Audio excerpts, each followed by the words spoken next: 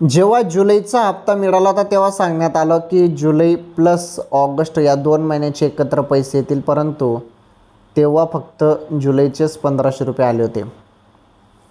म्हणजे ऑगस्टचा हप्ता तेव्हा देण्यात आला नव्हता, फक्त जुलैचे आले होते, ऑगस्टचे तेव्हा आले नव्हते. आता चर्चा आहे की ऑगस्ट आणि सप्टेंबरचे मिळून 3000 रुपये मिळतील, परंतु नाही बहिणींनो, या अपडेटमध्ये एवढा दम नाही आहे. तुम्हाला फक्त 1500 रुपयेच येणार आहेत आणि त्यात अचानकपणे केव्हाही सुरू होतील.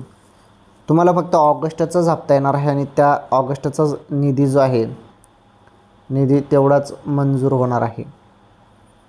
आलं लक्षात? ही अत्यंत महत्त्वाची अपडेट होती लाडक्या बहिणींसाठी. आता तुमचा सवाल असेल, तुमचा प्रश्न असेल की पैसे केव्हा जमतील. आता वेळ झालेली आहे, जवळपास 5 तारखेपर्यंत पैसे येऊन जायला पाहिजे, 5 सप्टेंबरपर्यंत, आणि ते आता येतीलच.